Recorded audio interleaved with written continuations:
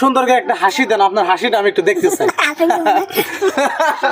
Guys হাসিটাও কিন্তু অনেক cute হুজুরের, দেখছেন। ঘড়িটা আপনি কত দিয়ে কিনছেন? ঘড়িটা 200 টাকা দিয়ে কিনছি। 200 টাকা দিয়ে। আচ্ছা ঘড়িটা এখন আপনার মনে প্রশ্ন হইতে পারে যে এত কম দাম কেন? না না সেটা না, না না আমি যেটা বলতেছি সেটা বুঝেন। আচ্ছা বলেন। আপনি বলতে পারেন যে ওই কম দাম কেন, বা যারা ভিউয়ার্স আছে তারা বলতে পারে যে এত কম দাম কেন, মাহফিল করে টাকা পয়সা কামাই। আসলে ব্র্যান্ডের জিনিস আমি ব্যবহার করি না, কারণ আমি নিজে একটা ব্র্যান্ড। ওয়াও কি ডায়লগ দেখছেন গাইস। আমি ব্র্যান্ডের কোনো জিনিস ব্যবহার করি না। এই চশমা এটা নর্মাল টুপিও দামি না, 50-60 টাকা দামের টুপি। তো সব জিনিস আমি নর্মাল পরি, সাদা টাকার চেষ্টা করি ইনশাআল্লাহ। আচ্ছা আপনার দিকে কি কোনো বস্তু ওয়ার্ডের দা বানাইতে হয় না এমনি বাজারে আপনার সব বস্তু পাওয়া যায়? না পাওয়া যায়, তবে আপনার পাগড়ির ক্ষেত্রে ওই পাগড়িটা কেনার পরে ওটা কাটতে হয় আর কি। আচ্ছা যেমন ধরেন আমরা যদি লং প্যান্ট বানিবার যাই, আমাকে একটা কোমরের সাইজ থাকে, যেমন ধরেন 40-36, আপনার কোমরের সাইজটা কত? আমি আসলে কিনা কাপড় পরি না, যার কারণে সাইজ জানি না, নিজের কোমর মাপ দিয়ে কাপড় বানাই। ওইটার মাপটা কত আপনার মনে আছে? এটা সঠিক মনে নাই, এটা সঠিক মনে নাই। আচ্ছা যাই হোক, আমি আরো একটা বস্তু দেখাই হুজুরের। হুজুর কিন্তু দেখতে ছোট হইলেও মোবাইলটা কিন্তু বহুত বড় হুজুর। এই যে দেখেন, এই যে দেখেন গাইস। বড় থাকলো ব্র্যান্ড নাই, ঠিক আছে, সাধারণ একটা মোবাইল। না ঠিক আছে, হুজুর তো বললো হুজুর নিজে একটা ব্র্যান্ড। ভালো লাগছে ডায়লগটা আর কি। আসলে ফোন চালানোর উদ্দেশ্য একটাই, সেটা হলো যোগাযোগ রাখা। যোগাযোগ রাখা। আপনি ফোন চালাইতে পারেন? ফোন চালাতে পারি। হাতে আপনার ফোনটা হাতে মানে ধরতে পারেন? হ্যাঁ সবই, সমস্যা একটু নাই। ধরেন তো দেখি। সমস্যা নাই তো, এই যে এই দেখেন গাইস কিভাবে পকেটে দিয়ে বাই করে। মোবাইলটা কিন্তু বড়, এই যে আপনারা যদি দেখেন, এই আমার মোবাইলের সব বড় আছে মোবাইলটা, এই যে দেখেন।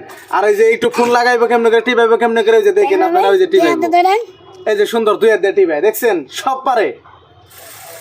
হ্যাঁ সবই পারি, সমস্যা নাই। হোয়াটসঅ্যাপে চালান তাই না? হ্যাঁ, সবই আমি তো আপনার হোয়াটসঅ্যাপে মেসেজ করছিলাম ইন্ডিয়ায় থাকতে, তাই না হুজুর? হ্যাঁ আপনি হোয়াটসঅ্যাপে মেসেজ করুন। ওইটা কার ফটো সেট দিয়ে রাখছেন আপনি ওয়ালপেপারে? আমার ছবি। আপনার ছবি। জি। আচ্ছা আপনার এমন কোনো মানে নাই পছন্দ করে থন নাই যে আমি এমন কোনো মেয়ে বিয়ে করতে চাই, যেমন সে কি আপনার সে খাটা হইতে হইবে না বড় হইলেও চলবে? এটা আমার মনে চাইলেই তার হইতেছে না, বুঝেন না কেন? হ্যাঁ হ্যাঁ কথাটা বুঝতে আমি পারছি। যেটা চিন্তা করবো এটা না হইতে পারে, তো শুধু চিন্তা করে লাভ কি? না তবেও কিছু আশা থাকে। আশা থাকে বলতে, এখন আমি যে অবস্থায় আছি, ভালো একটা মেয়ে বিয়ে করতে গেলে যদি না থাকে। Right right right. না কিন্তু ধরেন সব জিনিসের একটা সিস্টেম আছে। সিস্টেম আছে রাইট, কিন্তু ধরেন আমি একজন স্টুডেন্ট, আপনিও একজন স্টুডেন্ট। আমার আশা যে আমি এমবিবিএস হবো, আপনার আশা যে আপনি বড় ডক্টর হইবেন। আরো একজন আশা এক রকম থাকে, কিন্তু হইতে পারে না পরিস্থিতিতে, সেটা আলাদা কথা। আমি জানতে চাইছি আপনার মনের খবরটা, আপনি কি ধরনের মেয়ে আশা? আমি শুধু লম্বা খাটো এরকম না, তার মনটা ভালো হইলেই যথেষ্ট। মনটা ভালো হলেই যথেষ্ট। মাশাআল্লাহ। আচ্ছা আপনি একটু গজল টজল কিবা কিছু বলতে পারেন? না আমি গজলের প্রতি তেমনটাই করি না। কিবা একটু সূরা কেরা যদি একটু আমাকে শোনাইতেন। না এটা সরাসরি না বলাই ভালো। তো যাই হোক, তারপরেও আপনারা যেটা বলছেন, পরবর্তীতে নেক্সট আমি আসার পরে ইনশাল্লাহ হবে। আর এভাবে কোনো জায়গায় সরাসরি কিছু আমি বলি না।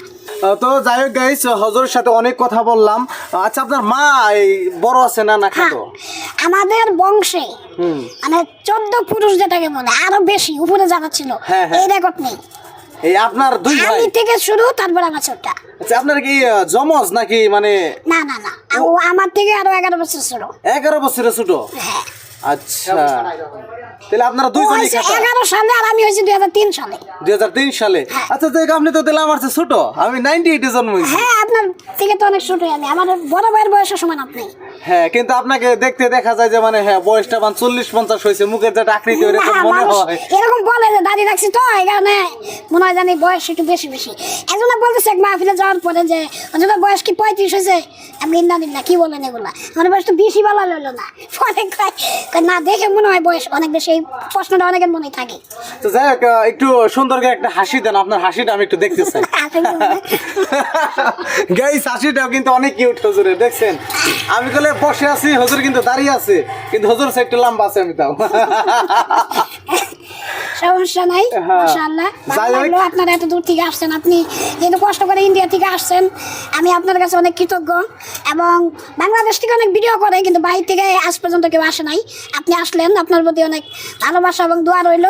আর দিনের পথে কাজ করেন, ইনশাআল্লাহ আল্লাহ তাআলা আপনাকে হেফাজত করুক, এবং দিনের পথে থেকে যেন আপনার মৃত্যু হয় এবং শেষ বাক্য যেন আপনার কালামে হয় এটা আমি দোয়া করি। আলহামদুলিল্লাহ, আল্লাহ কবুল করুক, আমিন। আমি দেশবাসীরে কই, দেন গাইস এই দুনিয়ায় যতই পয়সা আছে, কেউ লাক্সারি লাইফে জীবনযাপন করতেছে, কেউ নর্মাল ভাবে জীবনযাপন করতেছে, যে যত হানি করুক কিন্তু তার একটা শেষ আছে হুজুর, শেষ আছে। শেষ আছে।